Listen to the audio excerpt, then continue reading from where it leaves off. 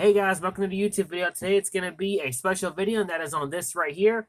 This is a custom-made Freddy Krueger glove that I made myself. And be advised, I have not made one of these before. I've only made something similar, and that was a set of Freddy Krueger fingers that I sold to my good friend JJ Jinx.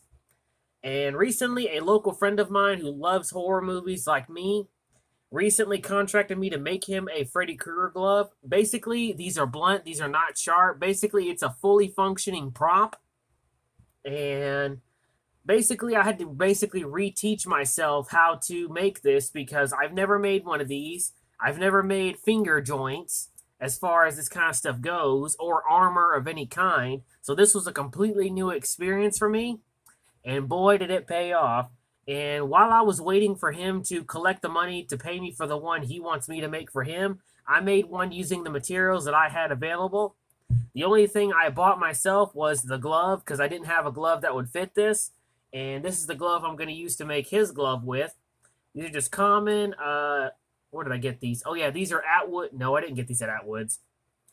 Oh, yeah, I got these at Tractor and Supply. These are just common leather gloves. And they're not exactly like the ones that they use in the movie because I couldn't find a glove that matches. This is just the closest one I could find. So there was that. And yes, I know some of you are going to say this is not like the one in the movie. Trust me, it's not. This is basically made with the materials that I had available. The finger joints are made out of steel pipes, and the rivets are all copper, and the plate is made out of brass, and the blades are made out of carbon steel. And the glove, of course, is made out of a leather glove. And I've never made anything like this. That was the main amazing thing about this. And I've never soldered anything before. And I also did a little trick to help keep these blades on. Let me show y'all. Let me put the fingers up right here. Each one of these is pinned in place. There's a little tab on each tang that I pinned flush to help lock the blades in. And then I soldered over them.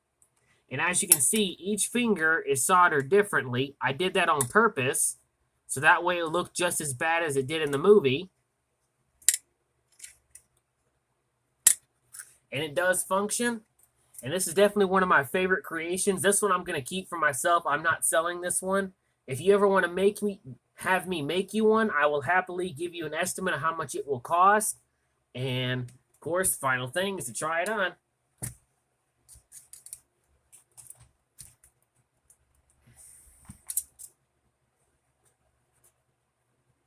That is one deadly piece. Like I said, this is not a 100% replica. I would say this is more of a 50% because the copper fittings are all brass and steel instead of copper. Because copper is pretty expensive where I am, so I had to make do with what I got. And the blades I made myself from scratch. I didn't recycle any blades.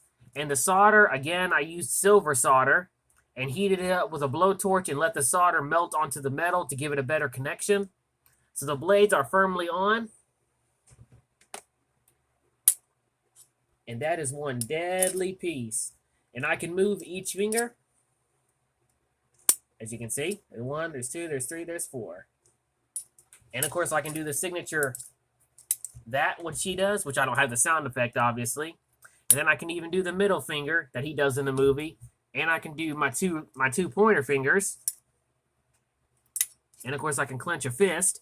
Well, not a full fist, but just like he did in the movie. Overall, it was a very awesome project. I've never made anything like this before, and I will admit it turned out beautifully. And I am a fan of the classic Nightmare on Elm Street series. And I'm very familiar with the series. I actually made my own prop glove many years ago, and it was nothing compared to this. And when I got the request to make one, I was actually a little bit happy because I like stepping outside my comfort zone and being able to make something that I'm not normally used to making. And how I darkened the glove was I used some orange glow and just darkened it brown and then cut holes in various areas like it is in the movie. The blades are a little bit different, of course, because I wanted to make it at least not look pretty. Because, you know, in the movie, this thing is not meant to look pretty. But yep, that thing really is deadly. And it's not sharp by no means. There's no edge on each of the blades. There's probably a point, but that's about it. But I will admit this was a fun project. I look forward to doing another one. I'm just waiting for my buddy to give me the money so I can make his. And I look forward to doing this. And this was basically a way to basically teach myself how to make this, because now I have a good template to work off of. But yeah, and it's also pinned inside the glove. These 3 rivets also connect the metal piece to the glove itself. Beautiful. But that's just one deadly piece. I can definitely see why Robert Englund thought this was so scary.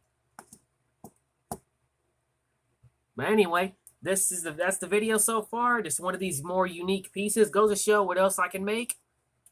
And I look forward to making another one of these for my buddy. And eventually, I want to make Jason's machete from Friday the 13th, Freddy vs. Jason, to go with this.